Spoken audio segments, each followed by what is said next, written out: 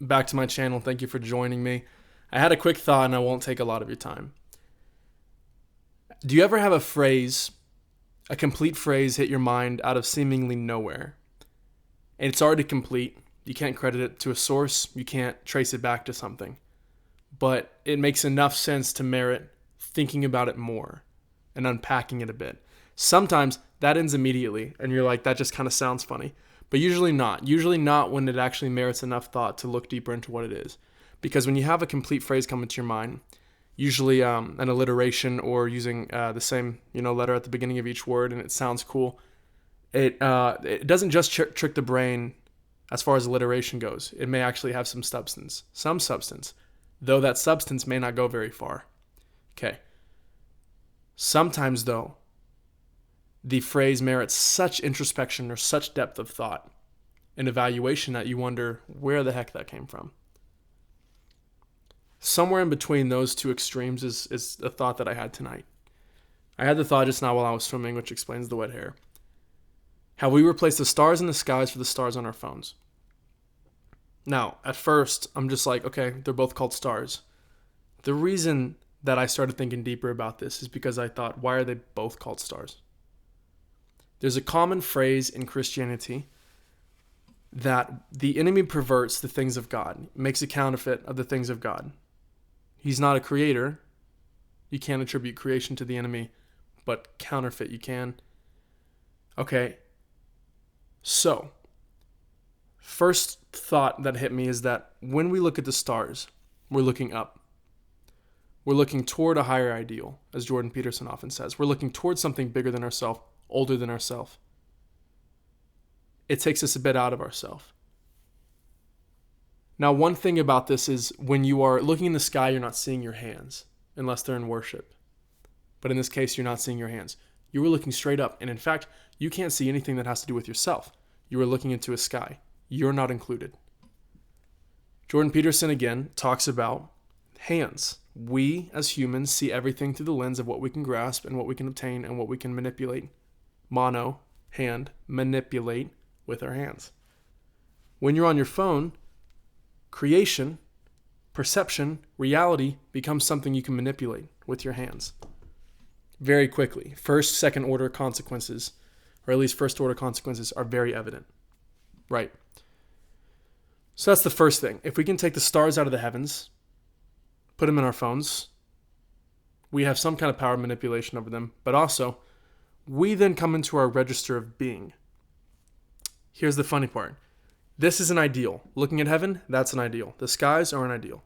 The stars, the sun, the moon are ideals, psycho-spiritually. Okay? But we can't manipulate them. They're so out of our grasp. When you put a star on your phone and you can manipulate it, when you put an ideal in your phone and you can manipulate it, it changes your psychosymmetry. It changes your cortical response to things. Because now you have a bend on reality. All right, that's one. Two, the Bible, and I'm paraphrasing, talks about the stars being used to see seasons and events. They're modalities of directional guidance. They promote events of the heavens. They promote even not just cosmological events, but planetary events. The funny thing is, stars, celebrities also do that. And we pay heed to what they promote, to what they represent. A star is something that gleams in the night. It's like, it's shining in the night, all around it is black. We can get into what I think stars are later. But that's how we perceive stars. As something standing bright against a backdrop of basically infinite darkness. And so, sometime in the 19th century, we started calling people who represented a gleaming or shining aspect stars. But the funny thing is, everybody started following them. And instead of looking up to the heavens, they're looking at a screen that's 2 feet, 4 feet, 1 foot away from their face. And they started following what that thing was doing. And because of the instant transfer of information that's available with a star, with a person, with a celebrity, with an idol that's that close, is that it's instant. But looking at the stars ahead, above, takes time. It takes time. It takes patience. You can't rush that. Is this tracking what I'm saying? So we think, these etymological changes of phrase, these changes in the ways that we phrase things, words, like calling somebody a star instead of a celebrity. We think that it's almost accidental sometimes, but you start tracing the symbolism, of how these things actually affect our psycho-spiritual perspectives. And it means something. Those stars were important to our facilitation of life, of how we built certain monuments, how we did things. And it took time, and it took patience, and it took fruit of the Spirit to do things well. Now, you have something in front of you that dictates how you do your life, that changes the course, the trends, the seasons. The trends are the seasons. It changes the way that you perceive the present time.